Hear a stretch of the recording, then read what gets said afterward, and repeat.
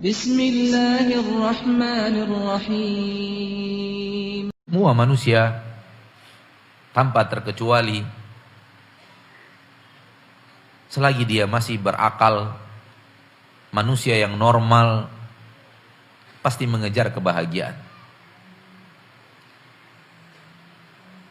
Semua manusia tanpa terkecuali, kapanpun dia ada, dimanapun dia berada, apapun agamanya,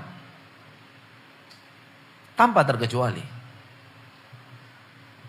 berlari mengejar bayang-bayang kebahagiaan. Baik tua, muda, orang kota, di desa, pria ataupun wanita, semuanya sama. Semua mengidam-ngidamkan kebahagiaan. Semua ingin mendapatkan kebahagiaan. Semua mengejar kebahagiaan. Karena kebahagiaan adalah sesuatu yang dicita-citakan oleh seluruh manusia dengan fitrahnya. Kebahagiaan adalah sesuatu yang dicita-citakan oleh manusia dengan sesuatu yang telah ada di dalam jiwanya, di dalam fitrahnya. Oleh karena itu tidak peduli agama apapun, muslim ataupun tidak muslim, manusia sebenarnya ingin sekali hidup menjadi orang yang bahagia di permukaan bumi. Apapun yang dia kerjakan, apapun yang ia lakukan, apapun yang sedang dia laksanakan, pada dasarnya di balik semua itu, dia ingin menjadi orang yang bahagia dengan apa yang dia kerjakan. Dia ingin menjadi orang yang mendapatkan kebahagiaan di balik apa yang dia laksanakan. Yang dikejar itu adalah kebahagiaan. Menunjukkan bahwa kebahagiaan itu adalah hal yang sangat penting dalam kehidupan manusia. Menunjukkan bahwa kebahagiaan itu adalah yang sangat luar biasa dibutuhkan oleh seluruh manusia. Namun sayang, 1000 kali sayang. Namun sayang, jutaan sayang. Umat Islam yang juga manusia yang normal, yang mencari kebahagiaan, yang berusaha untuk mendapatkan kebahagiaan, sayang 1000 kali sayang, mereka tidak mencarinya melalui ayat-ayat Allah Tabaraka wa Ta'ala yang Allah turunkan. Mereka tidak mencarinya melalui teladan manusia yang telah Allah utus kepada manusia untuk menjadi suri tauladan yang terbaik, Nabi kita Muhammad sallallahu alaihi wasallam. Banyak orang mengira bahwa ayat-ayat Allah dan hadis-hadis Rasulullah sallallahu alaihi wasallam tidak mengajarkan bagaimana cara menjadi orang yang bahagia. Dan ini adalah kekeliruan yang luar biasa parah. Karena agama Islam adalah agama yang sempurna, yang tidak mengenal kata kurang. Sesuatu yang dibutuhkan oleh manusia, di dalam agama kita ada jawabannya. Sesuatu yang penting untuk manusia, di dalam syariat Allah Tabaraka wa Ta'ala ada keterangannya, ada perintahnya. Hadis sahih yang diriwayatkan oleh para sahabat dari Nabi kita, Imam Tabrani dari Nabi kita tercinta Muhammad sallallahu alaihi wasallam, bahwa Nabi SAW mengatakan, "Ma min amalin yuqarribukum ilal jannah illa waqad amartukum bih, wa ma min amalin yuqarribukum ilan nar illa waqad nahaitukum an." Tak ada lagi amalan perbuatan yang akan mendekatkan kalian ke surga, melainkan semuanya telah kuperintahkan, dan tidak ada amalan yang mendekatkan kalian ke neraka kecuali telah aku larang. Dan riwayat Imam Muslim, Nabi kita sallallahu alaihi wasallam mengatakan tidak ada nabi yang diutus oleh Allah Tabaraka wa Ta'ala kepada umatnya melainkan memerintahkan kebaikan yang ia ketahui untuk umatnya, dan melarang mereka dari keburukan untuk mereka.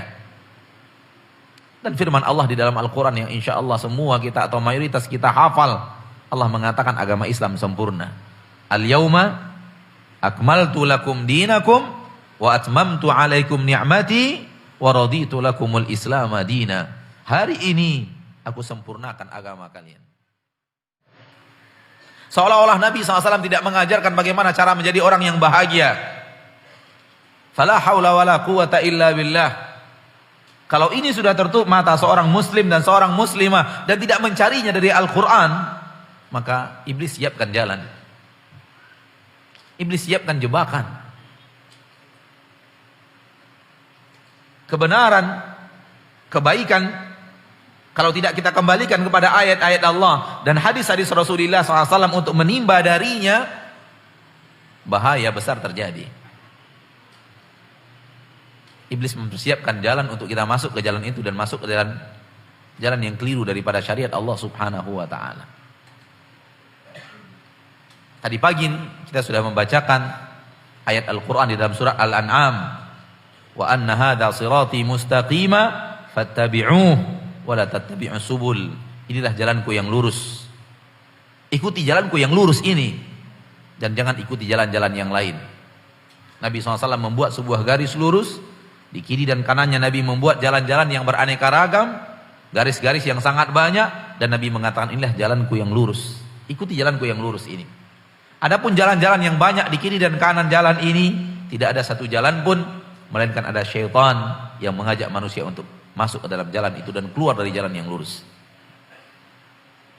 Ma'asyiral muslimin, manakala kita melihat mayoritas orang yang tidak menimba dan mencari kebahagiaan melalui ayat-ayat Allah dan hadis-hadis Rasulullah sallallahu alaihi wasallam, maka secara umum mereka terjebak ke dalam pemahaman bahwa harta adalah syarat untuk menjadi orang yang bahagia. Bahwa kebahagiaan baru ada ketika orang telah memiliki harta. Ketika dia telah memiliki harta yang menumpuk, harta yang banyak, ketika dia tidak lagi mengenal kata kurang. Ketika apa yang dia mau beli, dia bisa beli dengan hartanya. Ketika apa yang mau dia bangun, dia bisa bangun dengan hartanya. Ketika dia ingin berangkat pergi ke suatu negeri, dia bisa pergi kemanapun dengan biaya yang ada. Manusia mengira bahwa itulah yang akan memberikan kebahagiaan. Dan tidak sedikit manusia-manusia yang terjerat kepada jalan ini. Yang iblis dan bala tentaranya menjanjikan kebahagiaan ada di balik harta semata. Yang tidak mendapatkan harta tidak akan pernah bahagia. Kalau ini sudah tertanam di dalam hatinya, kalau ini sudah tertanam di dalam jiwanya, yang akan terjadi adalah hidupnya hanya untuk harta. Karena dia yakin di balik harta itu ada kebahagiaan, dan kebahagiaan sesuatu yang dia kejar. Kebahagiaan adalah sesuatu yang dia idam-idamkan. Dan iblis, syaitan dan bala tentaranya membuainya dengan prinsip tak mungkin orang bahagia sampai orang memiliki harta yang berlebih, harta yang cukup, harta yang memadai, sehingga akhirnya hidupnya untuk itu. Di balik keinginannya untuk mengejar kebahagiaan yang ada di balik harta itu, akhirnya banyak manusia hidup demi harta. Manusia hidup demi mengumpulkan kekayaan di permukaan bumi ini. Karena dia mengira bahwa kebahagiaan ada di balik harta itu. Murni di balik harta itu. Dan mereka keliru dan salah jalan. Harta semata tidak menjanjikan kebahagiaan apapun. Camkan ini baik-baik saudaraku, saudariku kaum muslimin. Murni harta, murni kekayaan dunia tidak menjamin kebahagiaan apapun. Bahkan hanya menjamin kelelahan yang berkepanjangan. Para ulama mengatakan orang yang hidupnya mengumpulkan harta tidak lepas daripada 3 kelelahan. Kelelahan pertama, kelelahan menginginkannya, mengidam-ngidamkannya. Manusia yang punya cita-cita yang sangat tinggi, punya keinginan yang sangat tinggi, punya harapan yang sangat tinggi, sebelum dia sampai kepada cita-citanya itu, sebelum dia sampai kepada harapannya itu, dia lelah mengidam-ngidamkannya. Dia lelah melihat orang-orang yang telah sampai kepadanya yang dia belum sampai kepada tempat itu. Dan ini kelelahan yang pertama. Kelelahan yang kedua, kelelahan mencarinya. Kelelahan dalam menggapai harta. Apakah harta akan didapatkan oleh manusia dengan sangat mudah? Tidak. Apakah manusia akan mendapatkan harta dan cita-citanya untuk menumpuk harta tanpa usaha dan kerja keras, tanpa banyak rintangan-rintangan yang menghadang? Tidak mungkin. Manakala kita melihat orang yang memiliki harta yang besar, fahamilah dia menghadapi rintangan yang sangat besar dalam hidupnya. Fahami bahwa dia memiliki kesusahan yang sangat besar dalam mendapatkan apa yang dia dapatkan sekarang. Kesalahan kita melihat orang yang memiliki harta yang banyak tanpa kita pikirkan bahwa dia adalah orang yang lelah mengejar harta itu. Sehingga terbayang kenikmatan banyak di dunia tanpa lelah mencarinya. Dan sungguh orang-orang yang memiliki harta telah berkata kepada kita, kelelahan mencari harta itu jauh lebih berat daripada kenikmatan menikmatinya. Dan ini saksi dari mereka-mereka yang telah sampai kepada harta yang melimpah. Beratnya mencari harta itu tidak sebanding dengan nikmat menikmati harta itu. Ketika kita membayangkannya tanpa mengetahui kelelahan dan kesulitan mencarinya, kita merasakan alangkah nikmatnya kalau kita berada di sana. Tapi andai kita merasakan lelahnya hidup, andai kita merasakan susahnya mengumpulkan harta itu, kita akan memiliki pandangan yang berbeda. Yang ketiga, kelelahan orang yang mengejar harta adalah lelah menjaga harta itu. Jadi manusia ditimpa oleh kelelahan demi kelelahan demi kelelahan kalau hidupnya untuk mengejar harta. Membayang-bayangkannya, mencita-citakannya sudah capek, mengejarnya juga demikian. Setelah dapat, memelihara dan menjaganya pun berat.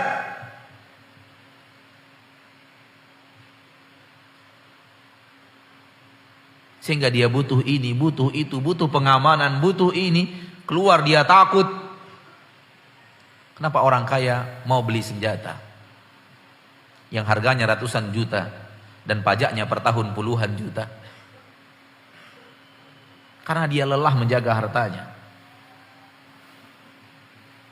Kemanapun dia pergi, dia merasa akan ada orang yang mengikutinya, lalu ingin mengambil harta itu darinya. Kenapa orang membutuhkan pengawalan? Karena kelelahan menjaga harta itu.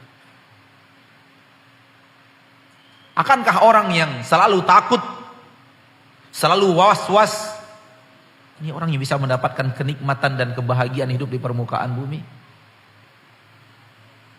Mana orang yang bisa menikmati hidup dan kenikmatan di permukaan bumi dan kebahagiaan di permukaan bumi? Orang yang dihantui oleh ketakutan sehingga harus kemana-mana harus dikawal, kemana-mana harus membawa alat yang dengannya dia bisa membela diri, atau orang yang merasakan keamanan, kemana-mana tidak butuh pengawal, kemana-mana tidak butuh alat dengannya dia bisa mempertahankan diri karena dia tidak takut akan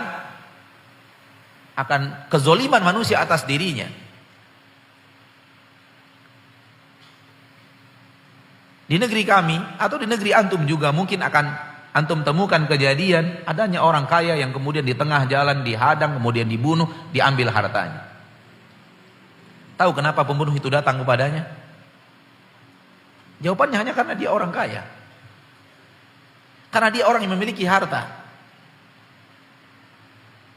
Kalau bukan karena dia kaya raya dan tidak memiliki harta, orang tidak akan datang kepadanya dan memburunya. Justru pembunuhan yang terjadi padanya disebabkan dia kaya, disebabkan dia memiliki harta itu.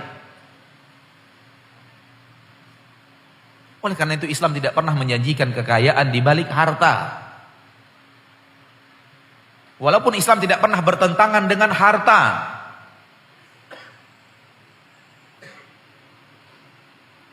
Islam tidak bertentangan dengan harta. Allah mengizinkan manusia untuk memiliki harta.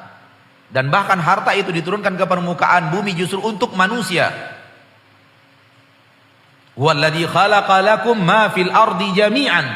Di dalam Al-Qur'an di awal surah Al-Baqarah, dialah Allah yang menciptakan untuk kalian semua yang ada di bumi. Semuanya untuk kalian wahai manusia.